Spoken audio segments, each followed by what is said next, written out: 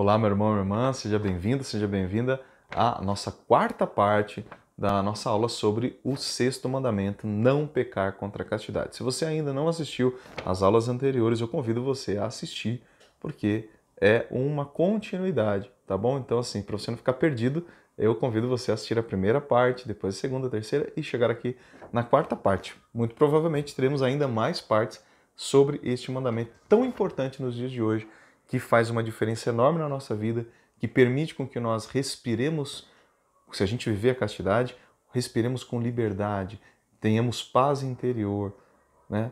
Tenhamos os nossos relacionamentos de uma forma frutuosa, viver de uma maneira frutuosa os nossos relacionamentos, tá bom? Então, vamos lá, continuando. Aí agora eu quero me basear mais ainda naquilo que diz o Catecismo da Igreja Católica, tá bom? A gente parou falando sobre a castidade, a importância de nós purificarmos a nossa mente, né? Diz o catecismo também que a castidade ela é comandada pela virtude cardeal da temperança. A castidade é comandada pela virtude cardeal da temperança. A gente falou isso, né? Então, a razão, ela domina e orienta as paixões e os apetites humanos. Então, veja, a virtude cardeal, né? Ela é cardeal porque ela ajuda em outras coisas, né? Falando de um modo, se você não conhece as virtudes cardeais ainda, dá uma olhadinha lá nos nossos vídeos, a gente tem aí no canal. Então, ela domina e orienta as paixões e os apetites humanos. A temperança, ela equilibra as coisas. Ela nos ajuda a viver tudo aquilo que é bom da maneira correta. A sexualidade é boa? É maravilhosa. A temperança nos ajuda a vivermos de maneira correta a sexualidade. Os nossos afetos são bons? A afetividade é algo bom? É bom. Mas a temperança vai nos ajudar a vivermos os nossos relacionamentos afetivos de maneira equilibrada, purificada e curada. Porque também nós vamos pedir a Jesus, a nosso Senhor, que cure os nossos afetos. Talvez ao longo da nossa vida nós tenhamos sido machucados, vivido experiências, né, na área da castidade que realmente nos feriram, né, nos transformaram de uma maneira ruim, né, em pessoas feridas, machucadas e até desequilibradas. Então nós precisamos pedir a Jesus, e Ele faz isso, que nos cure. E para Ele nos curar, depende da nossa colaboração, da nossa contribuição, da nossa ajuda com as práticas sobre as quais nós já falamos nos outros vídeos, tá bom? Então a temperança é esta virtude maravilhosa que nos faz viver tudo dentro da normalidade, né? Aquela harmonia da qual a gente falava, aquela harmonia que foi perdida, a temperança nos ajuda a mantermos essa harmonia novamente. Porque Jesus já nos deu a graça, Jesus já nos salvou, então agora nós precisamos mergulhar na graça de Deus para vivermos a castidade, vivermos esta harmonia. E a gente não pode permitir com que as coisas externas nos atrapalhem, tá? Diz o catecismo também que a vida na castidade é um trabalho a longo prazo, tá? A longo prazo. Diz assim: nunca achar que já alcançou, que já é casto. Supõe esforço em todas as idades da vida. Então, nós, quando a gente está crescendo, a gente se torna ali adolescente, pré-adolescente, a gente já começa a sentir as coisas de uma maneira diferente. As pessoas chamam isso de a idade da descoberta, né? Então a gente começa a sentir as coisas, a olhar, o menininho, né, começa a olhar para a menininha diferente, a menininha começa a se engraçar com o menininho, coisas que quando nós éramos crianças a gente não estava nem aí para isso, a gente queria brincar. Mas a gente começa então na pré-adolescência a sentir essas coisas.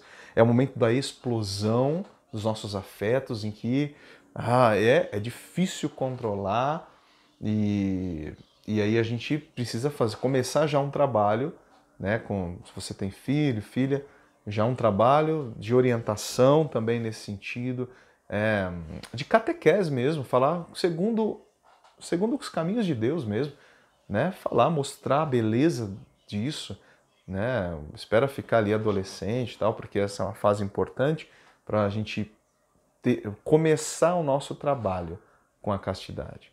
E a gente vai viver um processo de quedas, reerguimentos, né?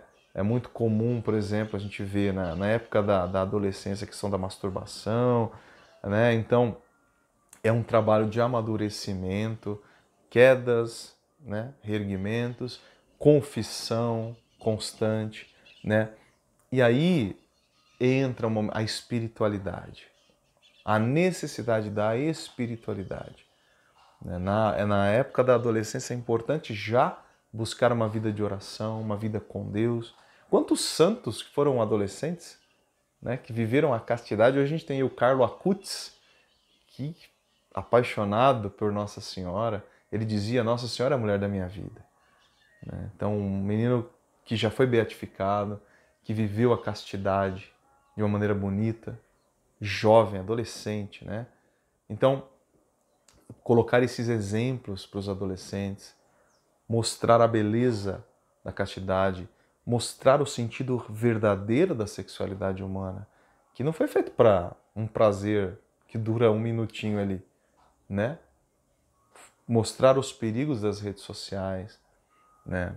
É claro, infelizmente, existe a curiosidade, né? Padre Pio falava sobre o perigo da curiosidade. Naquela época em que ainda que a gente tinha televisão, né? Não tinha nem internet ainda. O Padre Pio falava: esse é um perigo, né? Esse é um pecado. Aliás, é um perigo que nos leva ao pecado. A curiosidade. E na internet hoje você tem acesso a tudo. Então o perigo da curiosidade. É claro, a criança, quando tiver adolescente, vai ter a curiosidade de ver. E aí é preciso um trabalho de busca da purificação já nessa idade, né? Mostrando a beleza da sexualidade, mostrando todas as dimensões da sexualidade humana, a beleza, não ficar colocando como uma coisa ruim, muito pelo contrário, a castidade é algo maravilhoso, a sexualidade é algo que vem de Deus, mas mostrando a sua ordem, a sua finalidade, a procriação, a união com a esposa ou com o marido, né? Os filhos, sabe? Para que os nossos jovens, hoje que estão perdidíssimos neste mundo, que eles possam entender para que as coisas realmente servem, qual é o objetivo das coisas. Então, você vai começar a namorar, qual é o objetivo? No livro do professor Felipe Aquino, se chama Namoro, acho que é isso, Namoro, o professor Felipe ele começa o livro dizendo, né? Ninguém entra num barco sem saber onde quer chegar. Ninguém entra, né? Você não vai viajar num barco sem saber onde você quer chegar. Olha, eu estou entrando nesse barco porque eu sei onde eu quero, o meu destino é aquele. A sexualidade humana é a mesma coisa. Você vai começar a namorar, tá, por que você quer namorar com essa pessoa? Não, porque eu sou apaixonado por ela. Tá bom, mas qual é o objetivo? A finalidade? E já começar a mostrar ali que quando você vai se relacionar com alguém, tem um fim, tem um objetivo. De repente quer estar com aquela pessoa para sempre, né? Casar, ter filhos, e falar: mas e se não der certo? Não, tudo bem. Entendeu? Tudo bem, ué, não deu certo. Quantas pessoas namoraram várias outras para chegar naquela com quem casou? Isso é normal, certo? O importante é o que é? A verdade. É a verdade, essa é a palavra. Eu estou namorando com essa pessoa porque, sinceramente, eu quero estar com ela. Ah, mas e se não der certo? Tudo bem, mas a sua consciência está tranquila. Por quê? Porque quando você começou o namoro, você queria algo sério. Entendeu? Então, a verdade está aqui. Então não é problema, de repente, você namorar com 2, 3, 4, né? Na sequência, claro, né? Ah, não deu certo, mas vai ter. E aí vai aparecer aquela pessoa escolhida por Deus para estar com você, certo? Por toda a vida. Então também é normal isso, faz parte da nossa vida, tá bom? Mas o que é importante que eu falei, viver a verdade. Na verdade, se eu vou me relacionar com aquela pessoa é porque eu a amo. Aí que está o problema da rede social, aí que está o problema dessas redes, Instagram, Facebook e esses aplicativos de namoro. Você não faz a menor ideia quem é aquela pessoa. Como eu falei, pode dar certo? Pode. Deus pode tirar de um mal um bem muito grande. Deus pode tirar dessas coisas malucas algo bom. Mas isso é 1 em 1 milhão. certo? Raros os casos que a coisa vai funcionar, entendeu? Deus pode? Pode. Deus pode qualquer coisa, tá bom? Mas aí que tá, evite esse tipo de coisa, sabe? Não vai, a coisa não é assim. Tenta procurar alguém no mundo real. Ou melhor, não fica procurando. Se você confia em Deus, confia a tua causa nas mãos dele. E ele vai providenciar. Até mesmo na igreja vai aparecer alguém. De repente você vai na missa lá, Deus vai pôr a bonitona lá, Deus vai pôr o bonitão lá. E aí você vai conhecer a pessoa na igreja até. Deixa a tua causa nas mãos do Senhor, porque, como diz a Sagrada Escritura, quando é que um justo foi por ele abandonado? Nunca. E aí você evita ficar entra nesse quarto. Imagina um casarão com vários quartos. Imagina uma casa com 500 quartos. Aí tem um corredorzão e as portinhas uma de cada lado. Aí você entra numa porta, não dá certo. Entra na outra, fica igual aquela história do Sérgio Malandro que tinha a porta dos desesperados. Você abre, sai um macaco, né? Você abre, sai um bicho, né? Então, para evitar essas coisas que vão só machucando, vão só trazendo decepção. Muita gente até desiste de casar, até desiste de namorar, até desiste de viver, sabe, uma vida.